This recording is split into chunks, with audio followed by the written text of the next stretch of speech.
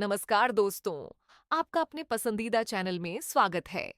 यहाँ आपको ऐसी मजेदार कहानियां मिलेंगी जिन्हें पढ़कर आप अपनी हंसी नहीं रोक पाएंगे। तो चलिए शुरू करते हैं आज की कहानी।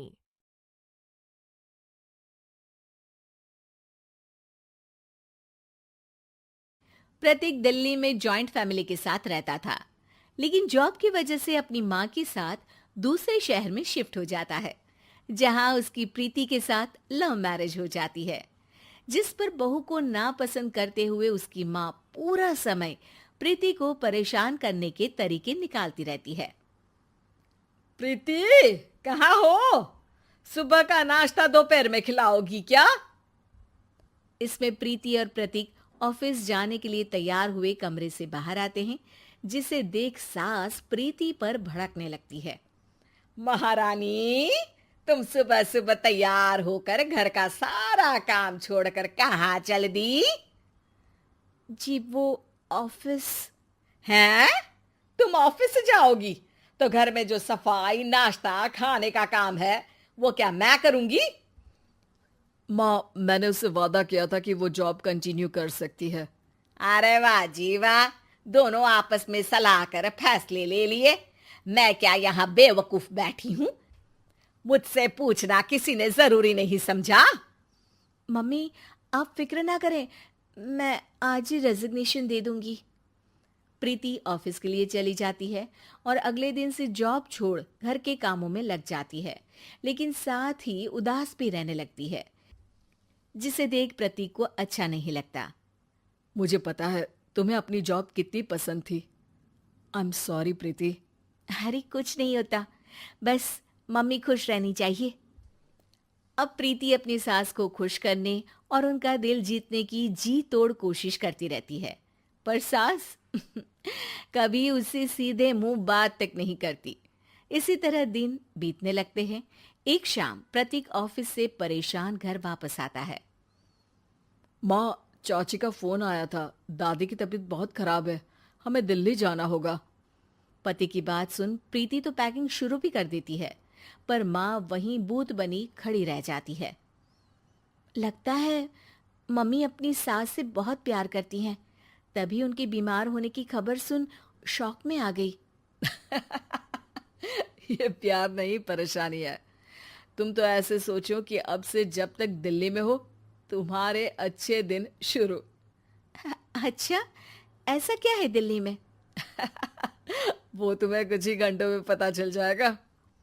सास के रिएक्शन और पति की बात से कंफ्यूज्ड प्रीति दोबारा पैकिंग में लग जाती है, जिसके बाद कुछ घंटों का सफर तय कर तीनों दिल्ली पहुंच जाते हैं, जहां घर के अंदर पहुंचते ही लोगों की भीड़ देख प्रीति परेशान हो जाती है।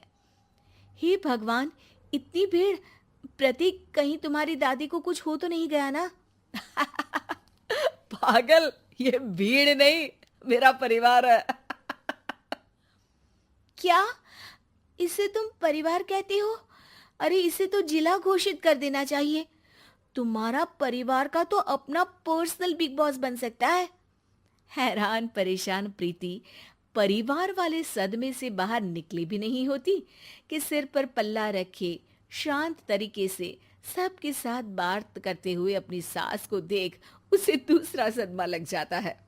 हाय राम, ये मम्मी का ऐसा भी कोई रूप है? ये तो मुझे पता ही नहीं था। ये तुम्हारी सास का ससुराल है। तभी प्रतीक की बहन बोल पड़ती है। यहाँ आपको ऐसी ऐसी चीजें देखने मिलेंगी जो सपने में भी सोची नहीं होंगी। हाँ, ये कुछ दिन तो बहुत इंटरेस्टिंग लग रहे हैं। सब एक साथ दादी के कमरे में जाते हैं, जहाँ पहुंचते ही उसे दादी की आवाज सुनाई देती है।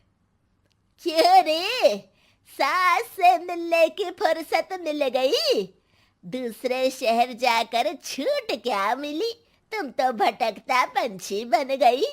इतने समय में ये तक नहीं पूछा कि जिंदा भी हूं या मर गई।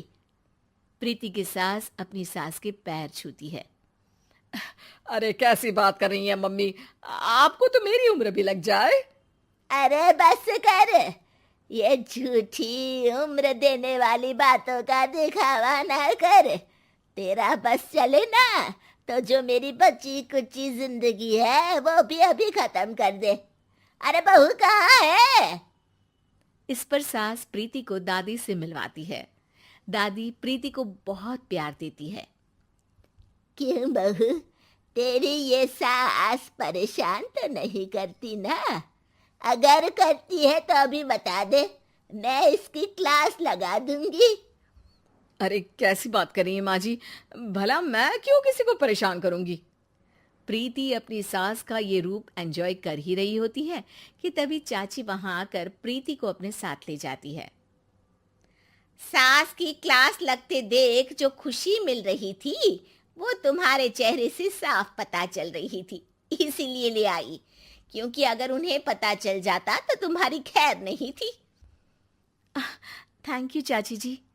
चाची और प्रीति घर में झूले पर बैठी बात कर ही रही होती है कि उसकी सास भी वहां आ जाती है। मतलब यहाँ सारा काम मैं करूं और तुम बैठी हंसी ठिठोली करो?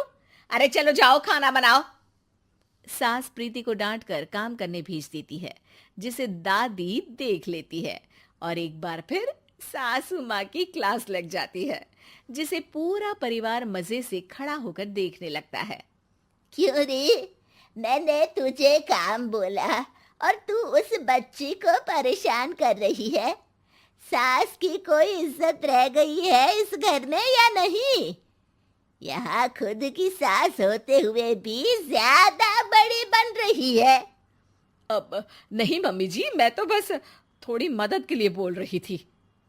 सास रसोई में जाकर काम करने लगती है और दादी प्रीति को लेकर वहां से चली जाती हैं।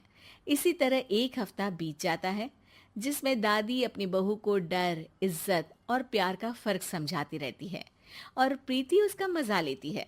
वापस जाते हुए दादी प्रीति और उसकी सास दोनों को अपने पास बुलाती है।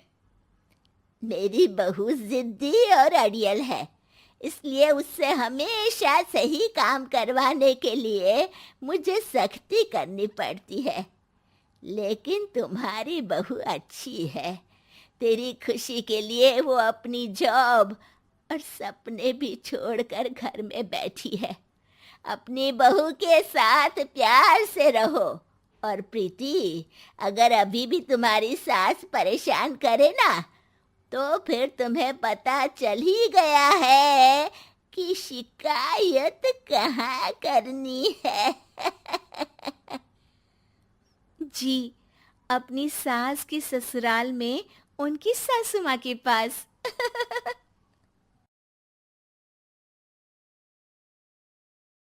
तो दोस्तों, मुझे उम्मीद है कि आपको कहानी पसंद आई होगी। अगर आपको पसंद आई हो तो कृपया सब्सक्राइब करें और मजेदार कहानियों के लिए बने रहें। मैं आपसे एक नई कहानी के साथ मिलूंगा। तब तक हंसते रहिए। अलविदा।